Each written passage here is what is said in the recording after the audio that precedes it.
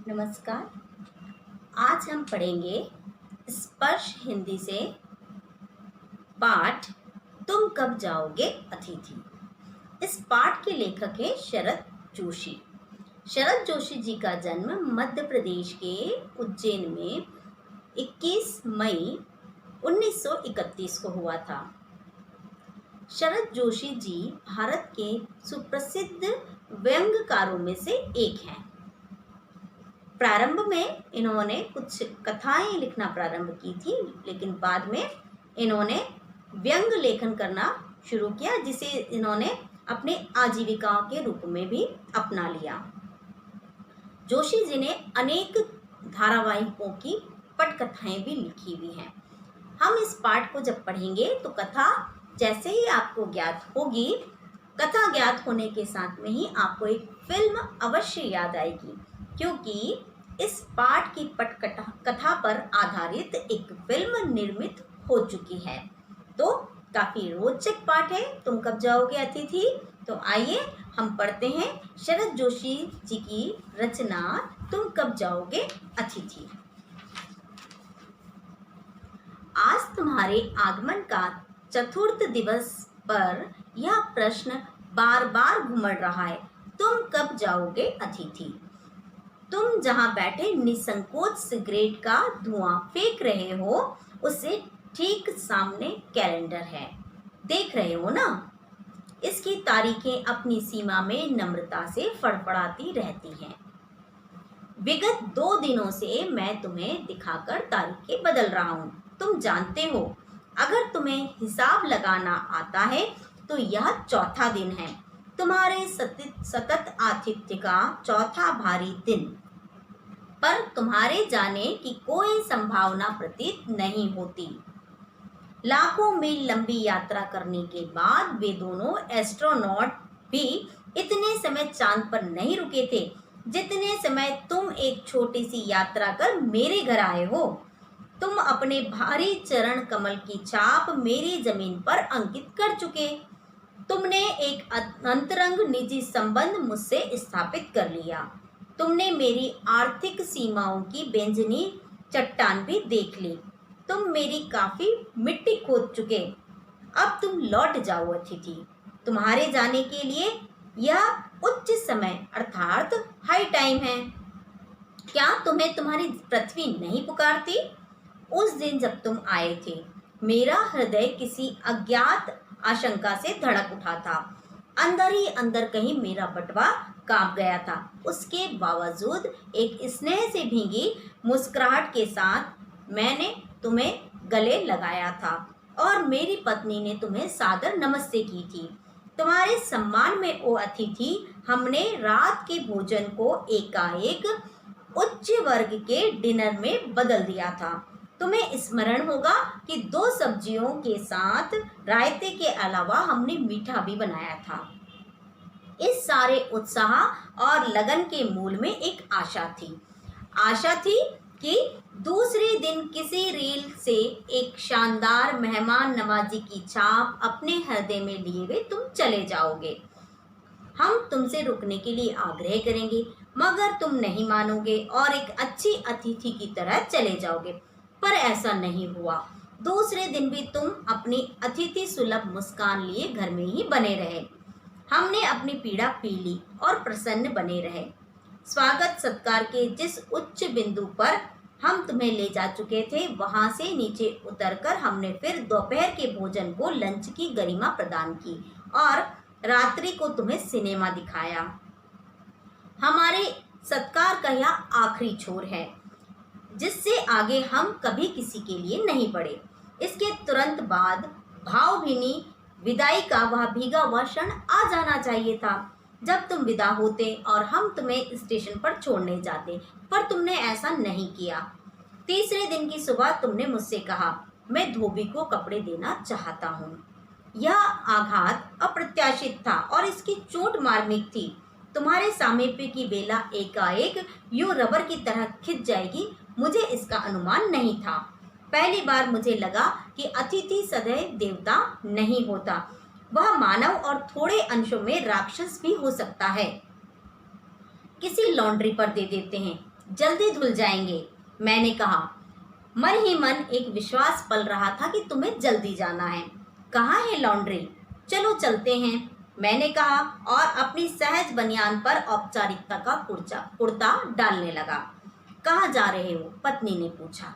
इनके कपड़े लॉन्ड्री पर देने हैं, मैंने कहा। मेरी पत्नी की आंखें एकाएक बड़ी हो गईं। आज से कुछ बरस पहले उनकी ऐसी आंखें देख मैंने अपने अकेलेपन की यात्रा समाप्त कर बिस्तर खोल दिया था। पर अब जब वे आंखें बड़ी होती हैं तो मेरा मन छोटा होने लगता है। वे इस आशंका और भय से बड़ी हुई थी कि अतिथि अधिक दिनों तक ठहरेगा, और आशंका निर्मूल नहीं थी। अतिथि, तुम जा नहीं रहे।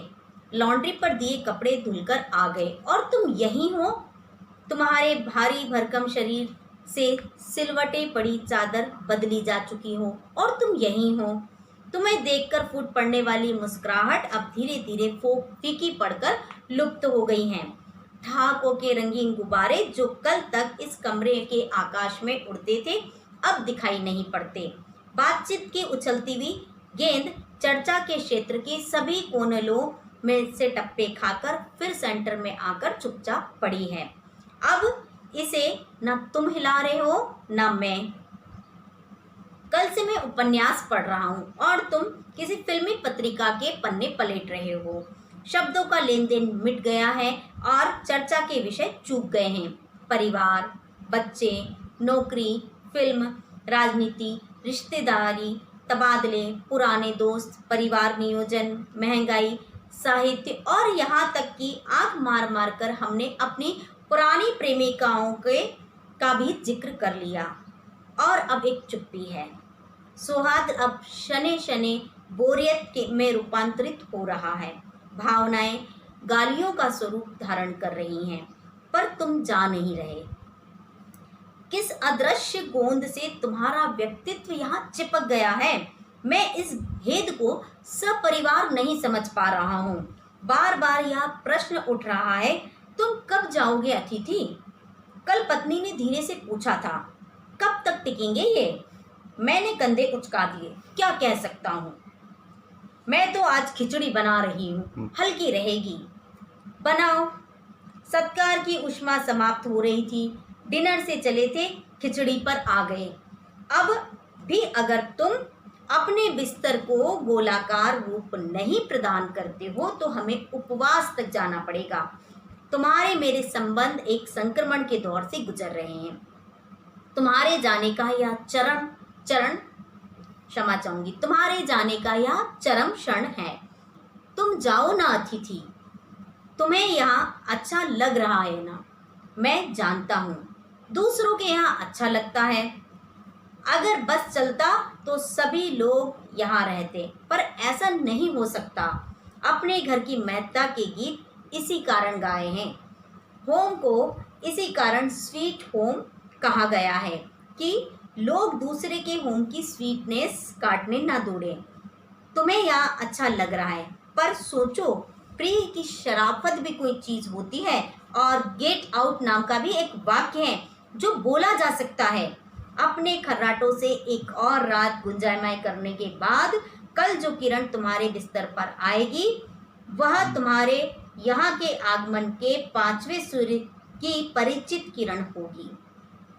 आशा है वह तुम्हें चुमेगी और तुम घर लौटने का सम्मान पूर्वक निर्णय लोगे। मेरी सहनशीलता की यह अंतिम सुबह होगी। उसके बाद मैं स्टैंड नहीं कर सकूंगा और लड़खड़ा जाऊंगा। मेरे अतिथि, मैं जानता हूँ कि अतिथि देवता होता है, पर आखिर मैं भी मनुष्य हूँ। मैं कोई तुम्हारी तरह देवता नहीं। एक देवता और एक मनुष्य अधिक देर तक के साथ नहीं रहते। देवता दर्शन देकर लौट जाता है। तुम लौट जाओ अतिथि। इसी में तुम्हारा देवत्व सुरक्षित होगा। यह मनुष्य अपनी वाली पर उतरे उसके पूर्व तुम लौट जाओ। उफ, तुम कब लौट जाओगे अतिथि? तो यह था पाठ, तुम कब जाओगे अतिथि। इस पाठ के अंतर्गत शरद जोशी जी ने ऐसे अतिथि की बात की है जो अपने मेजबान के घर आ गया है और जाने का नाम नहीं लेता। अपने इस अतिथि को जोशी जी बार बार याद दिलवाते हैं, उसे अपने घर के कैलेंडर की तारीख दिखा दिखा कर बदलते हैं और उसे अप्रत्यक्ष रूप से बताना चाहते हैं कि आज इतनी तारीख हो गई, तुम्हें चले जाना चाहिए, तुम्हें चले जाना चाहिए, लेकिन अतिथि जाने का नाम नहीं लेता है।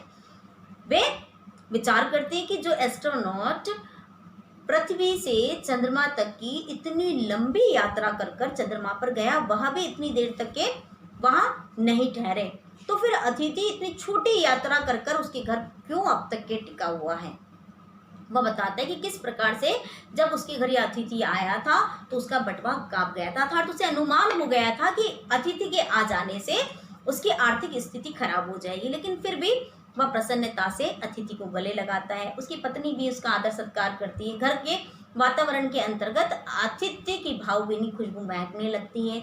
अतिथि के लिए अच्छे से अच्छा भोजन बनाया जाता है, उसे अच्छा रात्रि का भोजन कराया जाता है, अगले दिन में भी अच्छा भोजन कराया जाता है। सिनेमा अर्थात फिल्में भी दिखा दी जाती है इस उम्मीद में कि अतिथि अब चला जाएगा, एक बहुत अच्छी स्मृति के साथ में, एक बहुत अच्छी याददाश्त के साथ में कि भाई मैं वहाँ गया था, वहाँ पर मेरा जो है बहुत अच्छा अतिथि सत्कार हुआ, लेकिन अतिथि जा नहीं रहा है।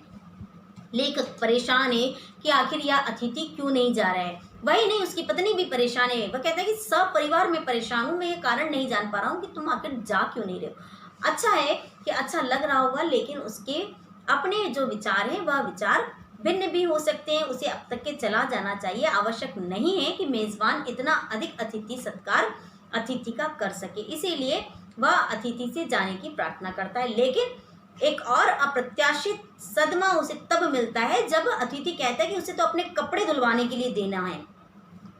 अब कपड़े धोबी के यहाँ जाएंगे तो धुलकर जल्दी नहीं आएंगे, तो लेखक की सलाह है कि लॉन्ड्री पर दे दिए जा सकते हैं ताकि जल्दी धुलकर आ जाए। कपड़े धुलने गए, वापस भी आ गए, अतिथि नहीं गया। अब ऐसी स्थिति है कि मेजबान अपने अतिथि के साथ में एक कमरे में ही विद्यमान है, दोनों आपस में बैठे हुए हैं। यह वही कमरा है जब अतिथि पहले दिन जब आया था, तो अतिथि और मेजबान मिलकर विभिन्न विषयों पर चर्चा करते हैं, और विभिन्न विषयों पर चर्चा कर लेने के बाद में अब चूंकि 4 दिन हो चुके हैं, अतिथि नहीं जा रहा है, तो चर्चा के सारे विषय भी समाप्त हो चुके हैं।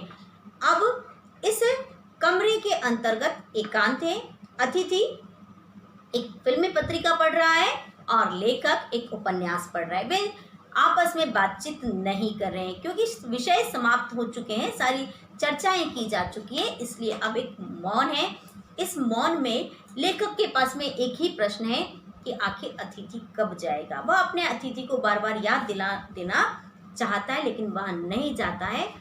तो अंततः लेखक की जो पत्नी है वह विभिन्न प्रकार के अतिथि सत्कार के लिए व्यंजनों को बनाकर थक चुकी है, इसलिए वह कहती है लेखक से कि अब वह खिचड़ी बनाएगी जो हल्की रहेगी। अर्थात वे उच्च वर्ग के डिनर से अतिथि सत्कार करना प्रारंभ करते हैं, लेकिन खिचड़ी पर आ जाते हैं। लेकिन दूसरी ओर लेखक यह भी कहता है कि यदि अब भी लेखक का यह अतिथि नहीं गया तो वह उपवास पर उतर आएंगे। मतलब आगे अगर नहीं गया तो घर में भोजन नहीं पकाया जाएगा और अतिथि से उपवास भी करवाया जाएगा ताकि वह यहाँ से जाए, अपना बोरा बिस्तर समेट ले। लेकिन अतिथि टस से मस नहीं हो रहा है। लेखक सब परिवार परेशान है और वह कहता है कि मेरी समझ में नहीं आ रहा है कि तुम यहाँ टिके हुए हो। ये बात ठीक है कि सबको दूसरों के घर अच्छा लगता है, लेकिन दूसरों के घर रहकर हम उन जो स्वीट होम इसलिए कहा जाता है क्योंकि घर में पारिवारिक सदस्य रहते हैं, उनके सुमधुर संबंध रहते हैं। बाहरी व्यक्ति को यहाँ कर अगर रहे तो वह स्वीटनेस समाप्त हो जाती है। लेखक के इस अतिथि का हाई टाइम भी समाप्त हो चुका है, लेकिन अतिथि नहीं गया है, इसलिए लेखक याद दिलाता है कि अतिथि हमेशा अतिथि नहीं होता है, वह कुछ अंशों में राक्षस भी हो सकता है, क्योंकि अब उसे अतिथि राक्षस के समान ही दिखाई दे रहा है। और अब इस 5वीं सुबह के लिए वह अपने अतिथि को याद दिलाना चाहता है कि अगर 5वीं सुबह हुई, सूर्योदय हुआ, तुम यहीं टिके रहे, वापस नहीं गए, तो गेट आउट नाम का जो वाक्य है वह उसे अपने अतिथि से कहना होगा, क्योंकि वह उसके बाद में खड़ा नहीं हो पाएगा, स्टैंड नहीं कर पाएगा। मतलब उसकी सहनशीलता समाप्त हो जाएगी और वह अपने इस अतिथि से जाने के लिए कह देगा। उसके पीछे प्रमुख कारण यह है कि वह अपने इस अतिथि को कहता है कि मानव देवता नहीं है, देवता के रूप में अतिथि है। और जो मानव है, वह मानव जब अपनी वाली पर उतरता है तो वह देवता को भी सहन नहीं कर सकता है, क्योंकि देवता का कार्य कुछ समय के लिए आए और आकर दर्शन देकर चला जाए। लेकिन अतिथि नाम का यह जो लेखक का देवता है, यह जाने का नाम ही नहीं ले रहा है। इसीलिए उसे याद दिलाता है कि तुम्हारा देवत्व इसी में सुरक्षित है कि अब तुम मुझे मजबूर न करो कि मैं तुम्हें जाने के लिए कहूँ। तुम अपने इस देवत्व की रक्षा करो और मेरे घर से चले जाओ। तो लेखक को आशा है कि अगले सुबह पर उनका ये जो अतिथि है, उनका यह जो देवता है, वह काफ़ी दर्शन दे चुका है और अब वह चला जाएगा। और वह नहीं चाहता है कि वह अतिथि को बाहर निकाले, इसीलिए वह मन ही मन स्वयं से यह बात करता है कि उसका अपना धैर्य और सबल टूट जाए उससे पहले अतिथि चला जाए। तो इस प्रकार से अपने इस रचना के अंतर्गत, व्यंग रचना के अंतर्गत, शरद जोशी जी ने ऐसे अतिथियों की बात की है जो बिना सूचना दिए आए हुए होते हैं। आज मानव जीवन जो है वो बहुत अधिक व्यस्त है। ऐसे व्यस्त समय में यदि कोई अतिथि बिना सूचना दिए आ जाए, बिना पूर्व सूचना के आने के बाद में वह जब टिक जाए ही ना, तो जो मेजबान होगा अर्थात जिसके घर अतिथि आया होगा, वो बहुत अधिक परेशान हो जाएगा। यह वह समय नहीं है जब अतिथि सत्कार में मानव जीवन अपने आप को समर्पित कर दे। आज का मानव पूर्ण रूप से खाने कमाने में, पढ़ने पढ़ाने में लगा हुआ है। ऐसे समय में उसके लिए उसके पास अतिथि के लिए वक्त नहीं है। तो यह एक व्यंग है जिसके अंतर्गत लेखक ने ऐसे अतिथियों पर व्यंग किया हुआ है जो बिना सूचना के आते हैं और फिर आकर टिक जाते हैं और जाने का नाम ही लेते हैं, अर्थात विदा ही नहीं लेते हैं और मेजबान के लिए परेशानी उत्पन्न कर देते हैं। तो इस व्यंग रचना को आपने समझा। आशा करती हूँ कि आपको पसंद आई होगी। नमस्कार।